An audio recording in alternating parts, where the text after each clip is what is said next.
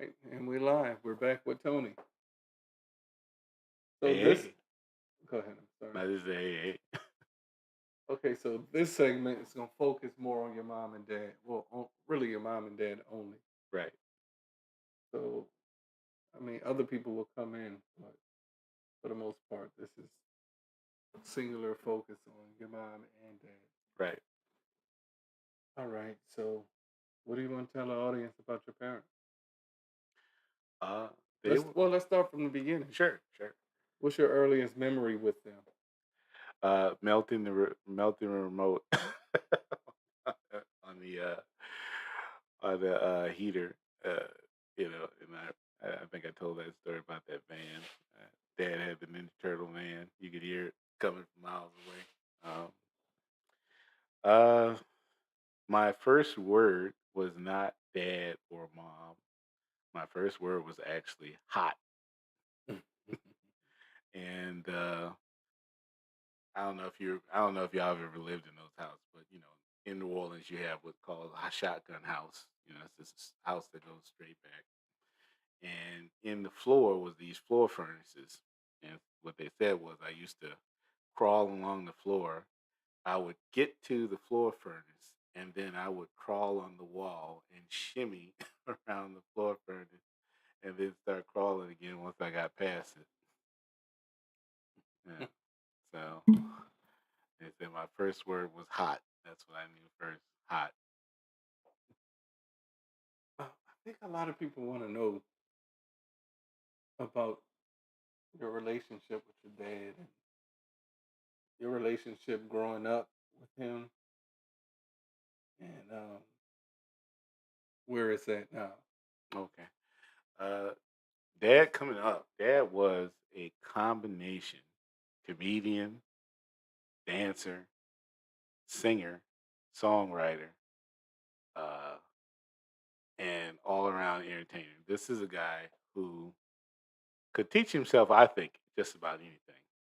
Uh, he used to work with animals uh, in a veterinarian hospital.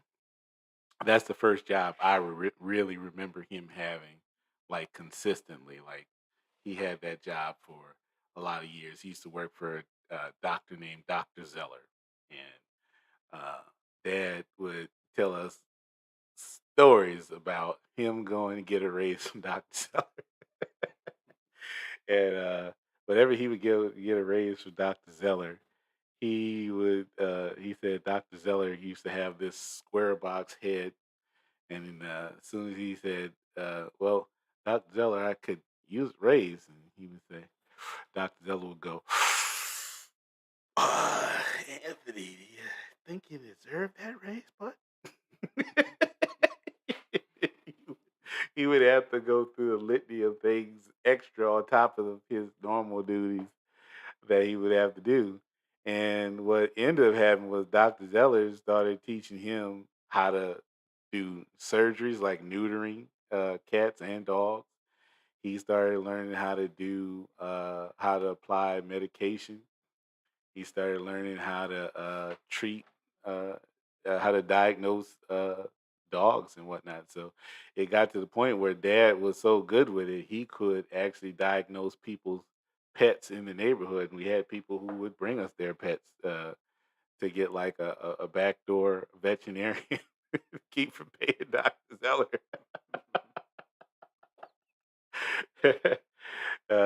I can remember going with him to the veterinarian hospital sometimes on a weekend and cleaning out those cages and the smell. Oh boy, I hated the smell of all those dogs.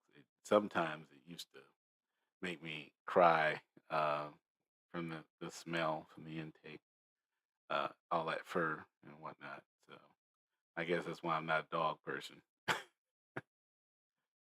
Um, Dad had a difficult life coming up. I don't know, firsthand what his childhood was, because of course I wasn't there. All I know was what he said. He said he was the youngest of his brothers and sisters, his oldest brother being Uncle Herb. His second oldest being Auntie Jamiro, and then it was Auntie Eric, and then he was the last one. And he had uh, memories of, you know, living with Luke, and Did you he's ever meet your grandfather? Your grandfather is Luke, right? yes, You just call him by Luke. we just call him by Luke. I met him several times. I think I met him more than uh, anybody in our generation, besides, of course, the older people, Auntie Jamira and all of them. As far as our age group, I think I met him the most. What would you say about him? What kind of man did you see? He was cold.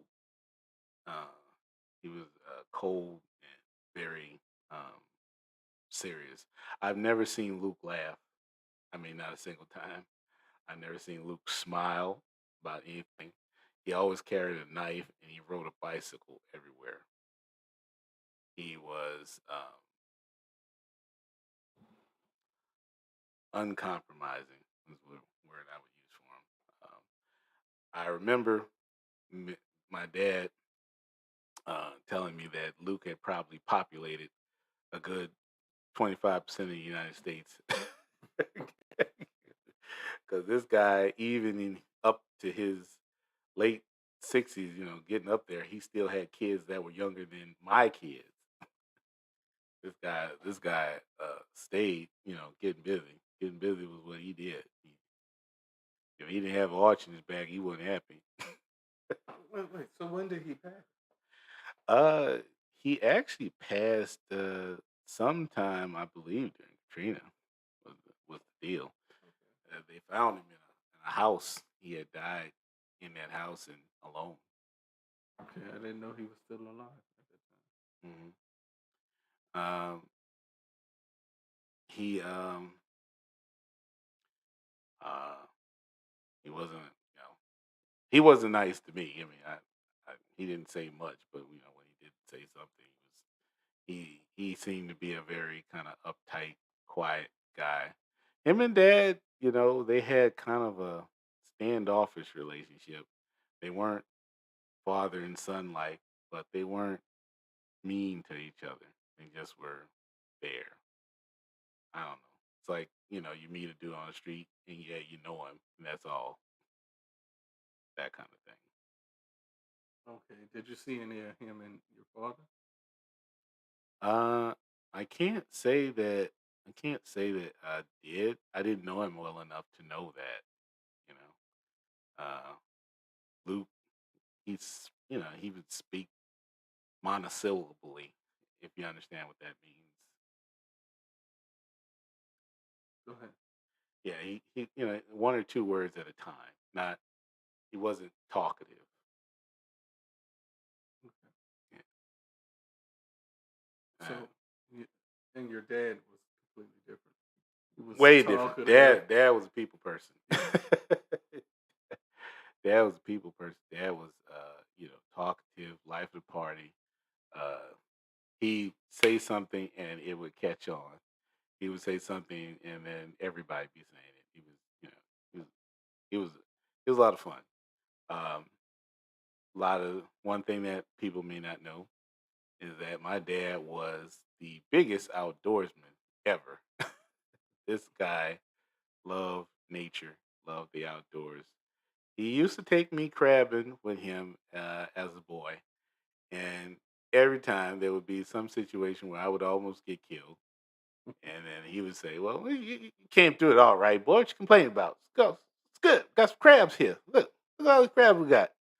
Like one instance, we climbed over that big wall in the Ninth Ward, and we're going. We got these boots that are these big, thick rubber boots that go all the way above your knees, Mhm. and we're going through the water. As we're wading through the water to try to set these traps and whatnot, a water moccasin comes and tries to bite through the boot, and took and killed him. And I was like, "Dad, this is a water moccasin. Y'all gonna kill me?" Like, you killed him, didn't you? I was like, "Yeah." What you complaining about? Come on, got crabs to catch, boy. Never seen so much complaining in my life. Come on, boy.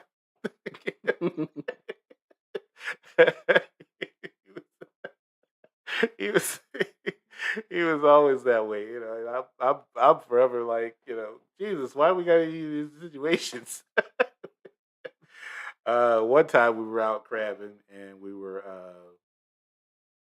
out there and there was, we were at this pier. I don't know where we were, somewhere in Bayou something, whatever. And we're out there in the pier and there's an alligator out there. And we're using, what we would do is we would take a neck bones. We would go to the meat guy and get some neck bones or some chicken wings or something, and then we would take and tie that to some string and attach that to either the pier or like a stick that we would put in the ground if it was like on the shore or something.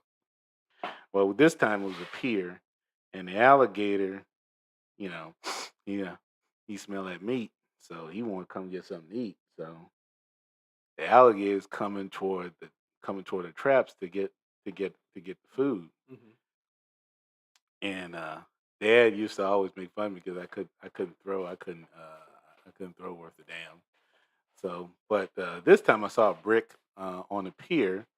I picked up the brick and I just hung that brick as hard and as fast as I could, and I hit that, and that thing sailed all the way over and hit that alligator on top of his head.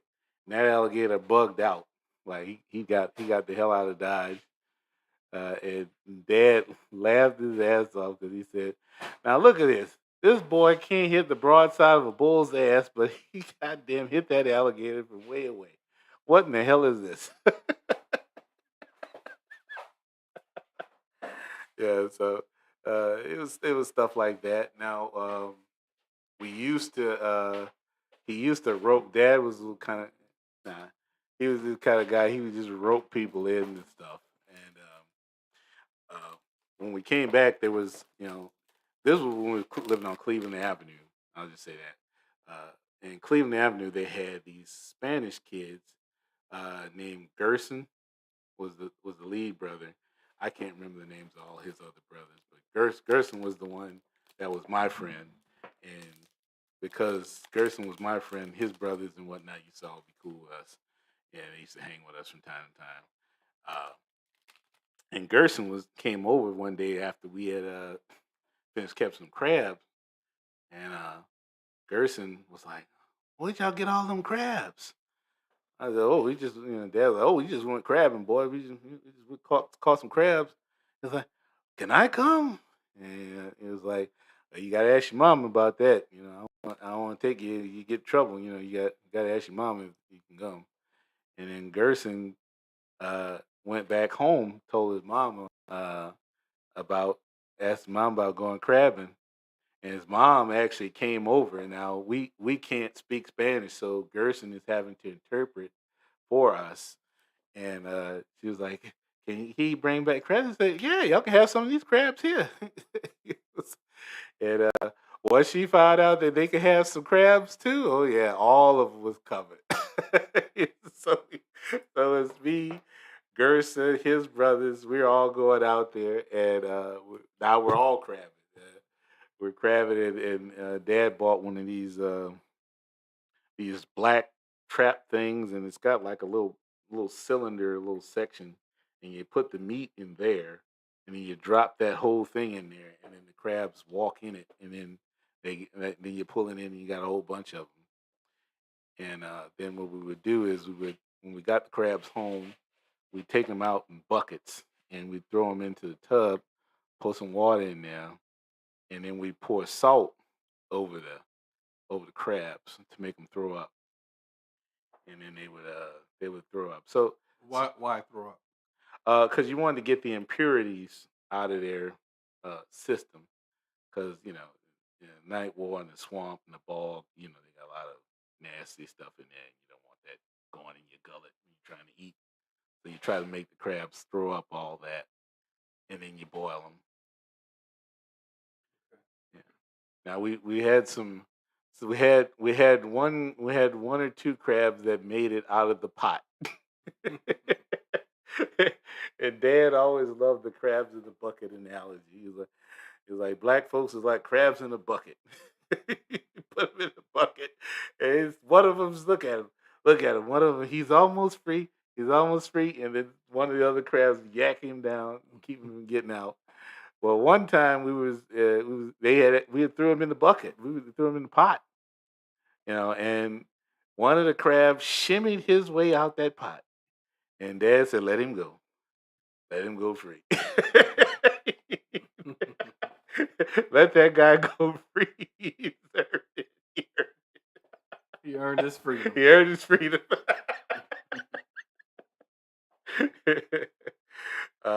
You know, he was he was like a jack of all trades, master of none. He could do so many different things. Uh, he had rudimentary knowledge of auto mechanics. I think he learned some from Nathan and his other cousins or something, but not like he wasn't like an auto expert, but he could figure stuff out. Like he could listen to the engine, tell something's wrong with something, stuff like that. What's what skills did you get from him? Uh, Was he passing these things no, he didn't really.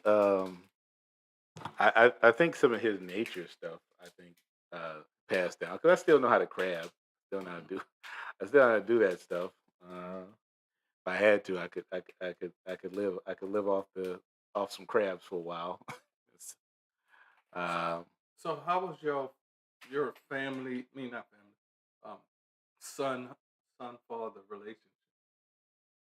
uh, it had highs and lows, highs and lows. Um, Dad was a very strict disciplinarian, like really strict. He Like was. whooping. Oh yeah, oh yeah. Extension cords. He was a.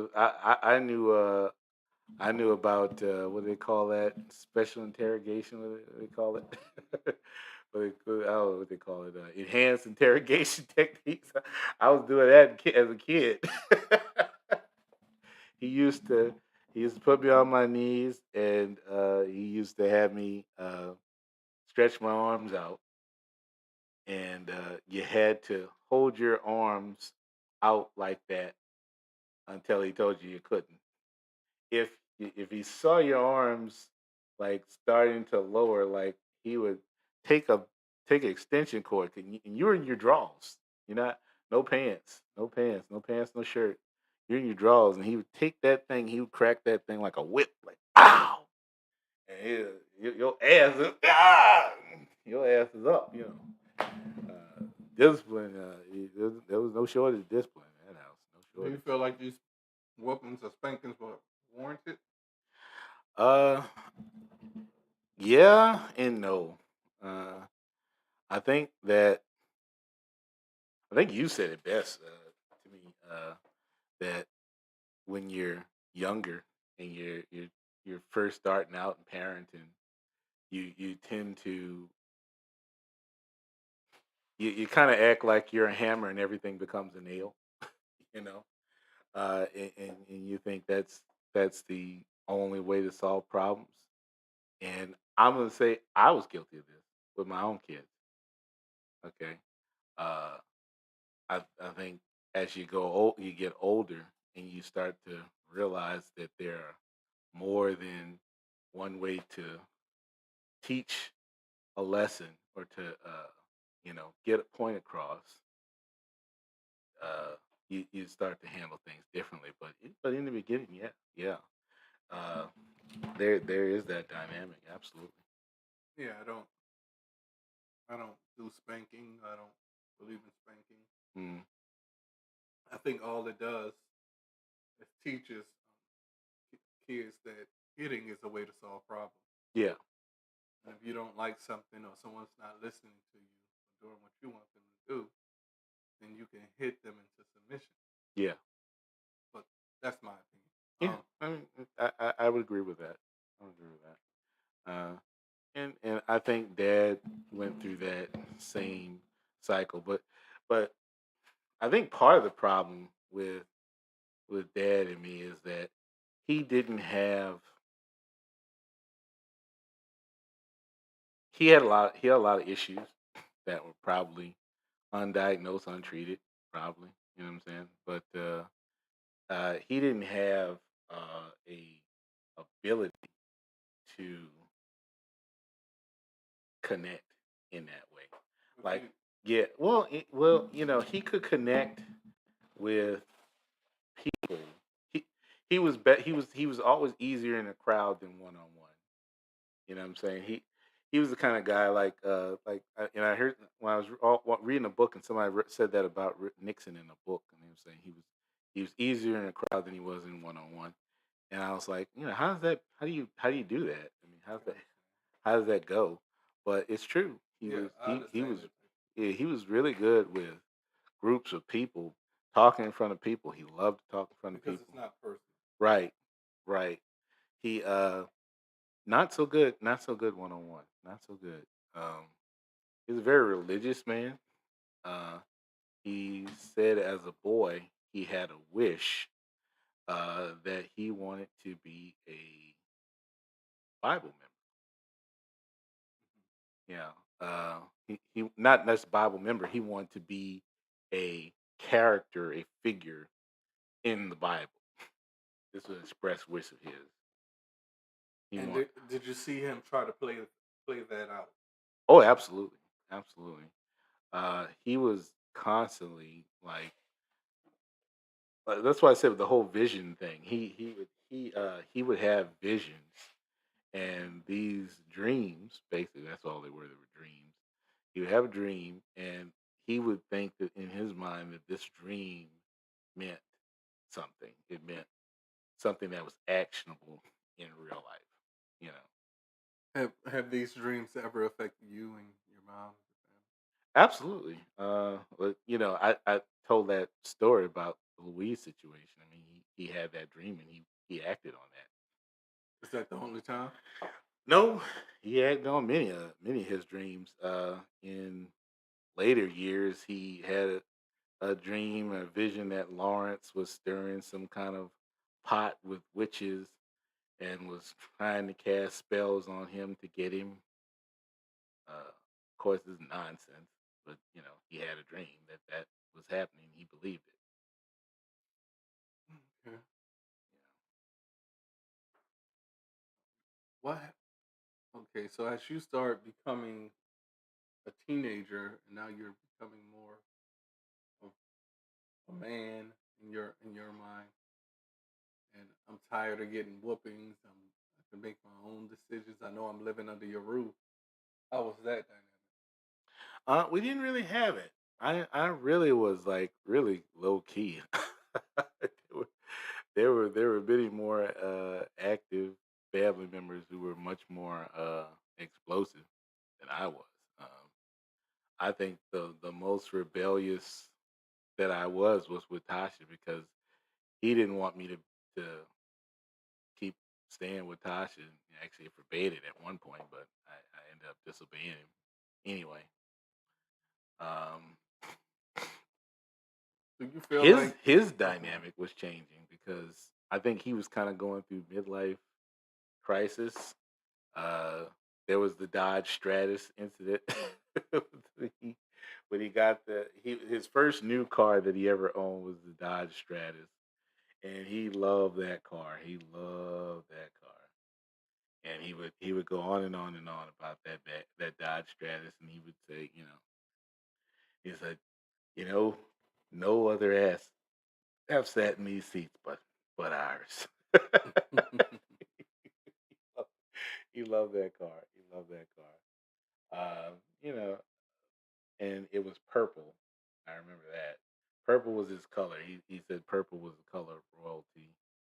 So he always liked purple. That was his. Even on the Command and Conquer game, he used to be the Purple Knights. um, okay, so what about secrets? Or did you and him have secrets, and were you comfortable sharing secrets with him? I feel like those things wouldn't go nowhere. Uh, there were times when I confided secrets to Dad, and it was always to my regret. Every single time. uh, Part of the reason why I am so secretive or so much to myself is probably because of that. I learned he taught me early on. You want to keep a secret, tell yourself, nobody else. You keep it to yourself. Telling dad was a surefire way of the first time he's upset or angry for whatever that secret is to come out is and it's out. And Mm, it's out there. There you go. yeah. Um, Looking back, do you think he suffered from mental illness? I think looking back, if I had to say it, I'm being a dime store psychologist. I'm not trained Right. therapist or anything. Mhm. I would probably say he probably had some form of bipolar disorder, in some form, because he had serious like emotional control issues. Like he could in a second, with a one word, it could be.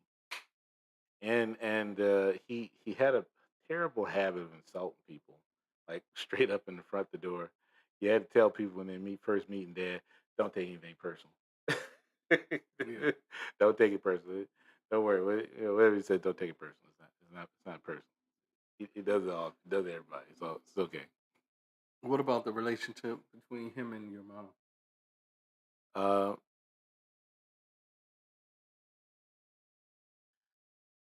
I hmm, this is hard. Their dynamic. I can't really say that I completely understand it. I learned a lot more about why mom did things that she did when she was in her last days. Like there were many times when I was a kid, she did things that I thought were peculiar, and I didn't understand why. Like she never carried more than 5 or $20 ever, like no matter what. And if she ever had to make like a high budget purchase or anything, she did it that moment, and that was it. She never carried more than $5 or $20. Oh, I love Uh, that. uh, what I learned was the reason why she didn't do that was because Dad used to take money out of her purse, and he used to go get his weed or whatever. So she used to keep it in those denominations. That way, whenever he would get it, he would get that, and that would be all. So he wouldn't take like too much. But I learned that in the latter days. Okay. Like some of the things that I thought were because of her illness were not because of her illness. It was because of death, because circumstances. Was it a loving relationship from your point of view? Something that you would want to emulate or anything? Their relationship.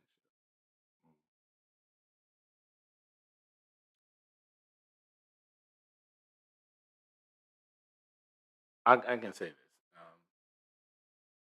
A lot of people, myself included, we say some things about dad.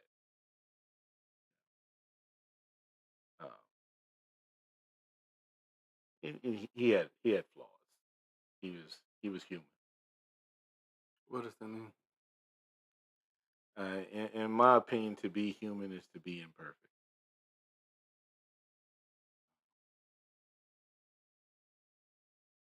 He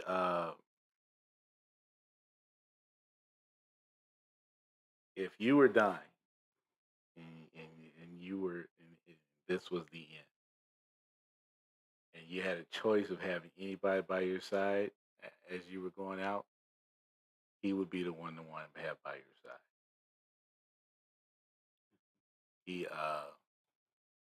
He had his flaws. You know, he did things. Uh, When you say did things, you mean he had a is it he had a temper. He had a temper. He he acted impulsively on things that he shouldn't have. You know, and he sometimes didn't. He sometimes would blur the line between reality and what was going on in his head.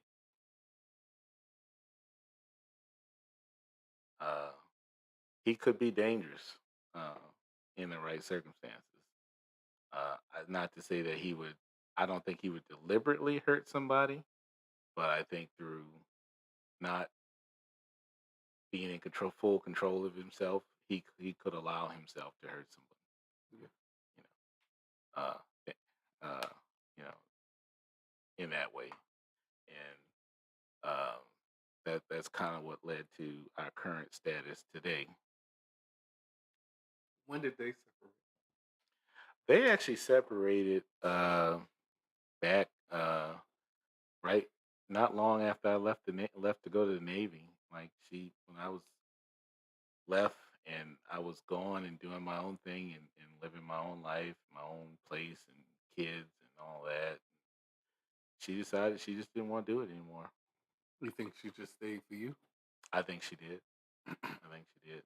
I think she certainly was cognizant or aware of the statistics of single parent uh, families, and I think that due to the fact that she did suffer from paranoid schizophrenia, and at times she knew that she had episodes or things would happen, she wanted to have that extra pair of hands, there when I was coming up. Yeah, but their relationship was one of those where even when they weren't married, they were married. you know, they Yeah. were kind of uh, together that way. You know, I know you spoke of your dad having another child. yeah. When did this happen? This happened when I was a teenager. What to be fair, Dad had more than one relationship with women on a consistent basis that I knew about. This was a secret that me and him shared. I never said anything to mom about it. You Uh, think she suspected? I'm sure she knew. Sure. Like I said, we guys tend to think that we are so slick, smart, whatever. No, they know. They So they know. how did you find out? Like, how did you know about these relationships he would have? Well, he took me to play with the kids, which was weird. Like, uh, the no key, his sister and their brother, they were almost like brothers and sisters for me to some degree. There are many summers I spent large amounts of time with them when Dad was with their mom doing, what they were doing. You know, So you say long. So these were long relationships. yeah, yeah, More than one woman. yeah. There was two that I knew of. How long was the first one? It went for years. It went for years. And he would just stop by every once in a while. How would that work? He would take me. He would take me over there. He would take me over there. I would be playing with the kids, and even once the kid was like, you, when you think he's gonna marry our mom, and I was like, I don't know. I don't think that's gonna happen. How did you feel about that? I was just happy to play with other kids. I don't think I thought about it. He told me I'm beat your ass, say something, keep your fucking mouth shut, and I didn't say anything.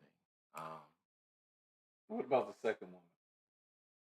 the second woman I didn't have much contact with.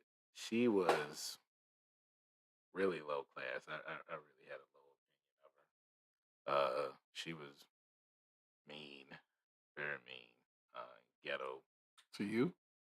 Yet, in my opinion, Like she used to be mean to you. oh, mean to me. No, we when I interacted with her, I was much older. I was like 15, 16, 17. He So brought you over there as well. yeah, that's when he laid the bomb on me that he had a baby outside of. When did your mom find out Mom find out. Oh man. about that? Were you there when she found out as well? Yeah, it was hurtful. It was hurtful. I think it came out in an argument that he was having with somebody, and it came out, slipped. Um, he admitted it, and it was bad. It was bad. It was really painful. Why didn't she leave at that point? Why do you think she stayed? I think it was me. I think it was me, and I think that she thought, you know, uh, I was teenager at the time. She thought, hey, maybe she just tough it out a couple more years, and I'll be gone, either college or military or something, and she could do something else. But I don't think she ever really forgave him for that. But well, as far as their relationship was never the way it was before. Once that happened, So when you went to the military, did you hear from your dad? Were you, any letters or phone I conversations? had phone conversation with him. I had conversation with him. I had a particular argument with him before I left. Uh, it was about Vincent, and uh, he was making some kind of comparison again, and I told him, I said, mark my words, and my words will come back to you. And I use this language because this is the language he often used on me. I said, uh, "You're going to regret those words." I told him that. I think it was. I think it was a year later. I was talking to him, and I was on deployment, and he said, He said he was sorry. He said he was sorry for that. He was right. I was right. Okay. So you come back. What's your relationship once you get back from the military? He was much more supportive of. It was surprising. He was. That was, I think, that was the moment where that was certainly the first time in my entire life where he ever expressed the words "I'm proud of you." I think it wasn't until I was maybe 17 that he ever gave me a hug. It's weird. How did you feel when he said those words? Um, I think by that time I don't know that I felt anything. It was just a strange experience. It was hard to describe what you felt. It was it was like cutting through ice. It was hard. It was hard. It was a hard time to get through it. Did y'all ever live together again? Yes. This is right after the military. Or, No. This was after I went after I lived with Auntie Jamiro. Me and him got together and we said, he said, look, we could split a pad. You know, you make this, I make this. We could split a pad, and look, they got this house has got three entrances. You got your own entrance. I got my own entrance. Then there was an entrance in the kitchen. So, if we, on times when we don't want to see each other, we don't have to. I can have my whole situation up here in the front, and you can have your whole situation back there in the back, and that's where we operated for quite a while. how long did y'all live together? At least 2 years, at least two. Okay, and how was that experience?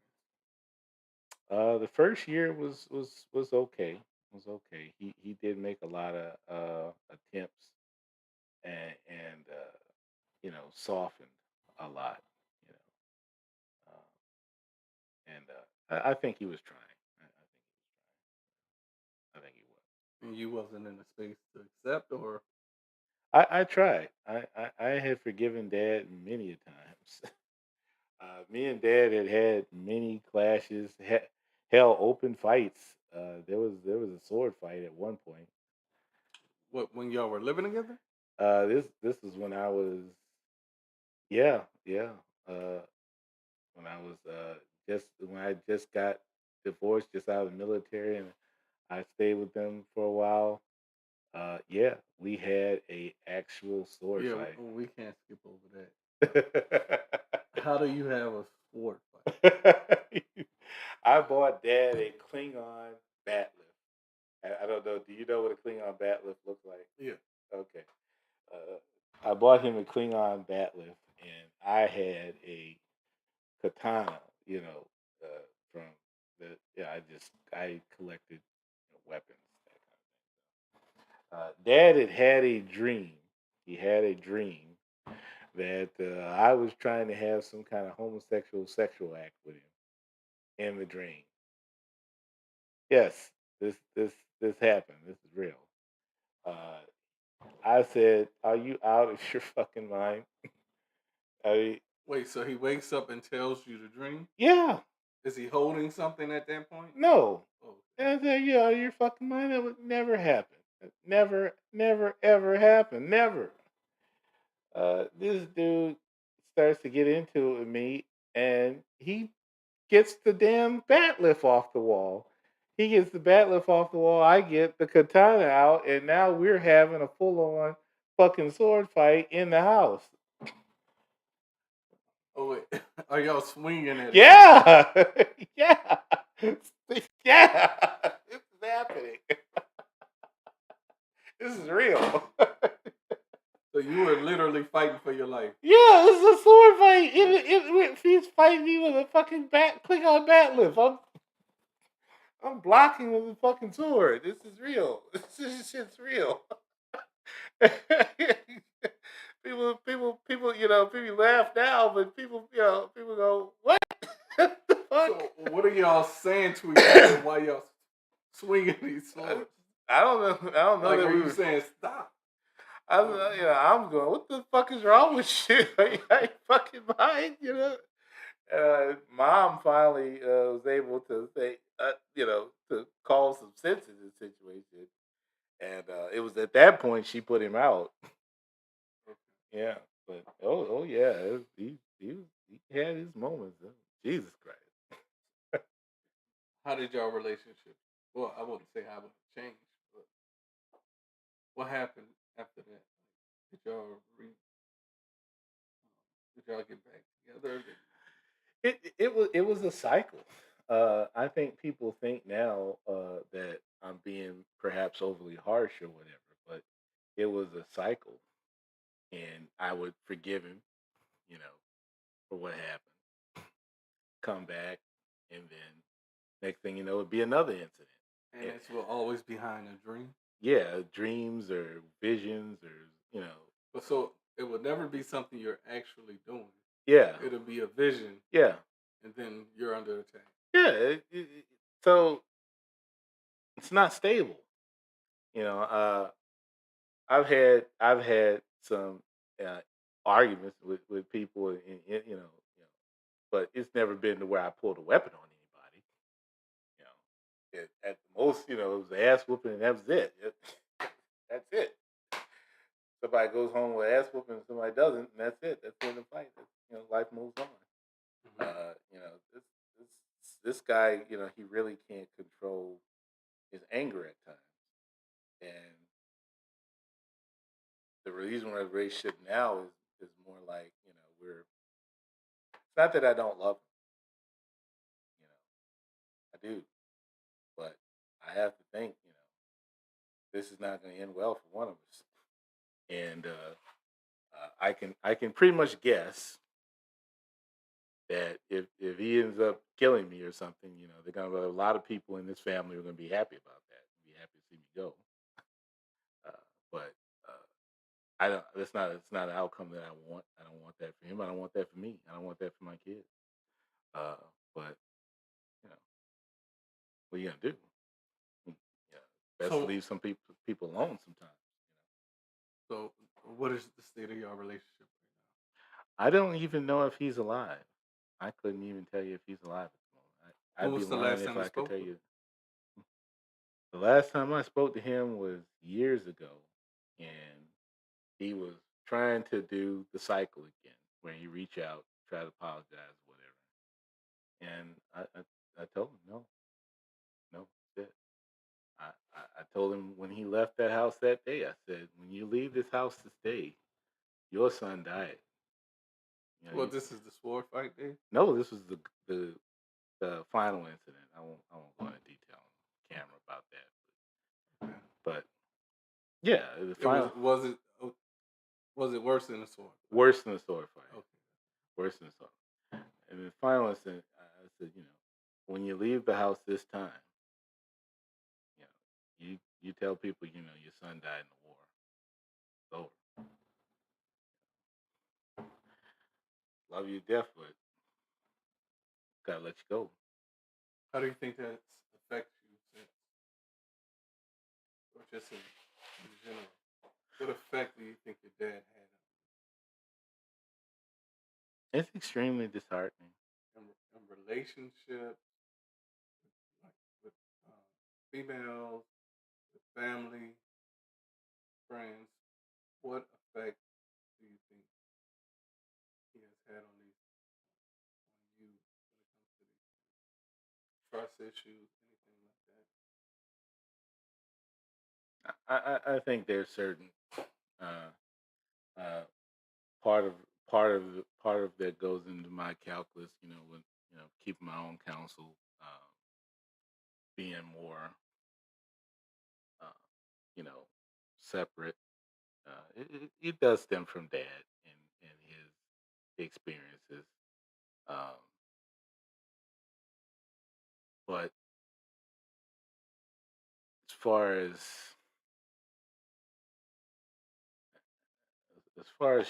his overall uh, picture, it's like I lost them both. Yeah, it's deeply saddening. So you never want to reach out again? I would love to, but I I always have to be tempered by the fact that uh, problems like this, they're degenerative. So there may reach a crossover point where he's to the point where he can't do any more damage. Yeah. Yeah. Uh, and that might be a time when I can help him. But that point could happen, and I could not know where he is, or even if that's what his situation is. Like I said, I don't even know what his situation is now. I don't. So I don't you know know no one that's in contact with him right no now? one. No, I know no one. Me and Vince tried to track him down. We tried calling him. We tried finding places he had worked. Closest we got was someplace in Connecticut. I know nothing. So you okay. Um, guess we can move on to your mom's side of things.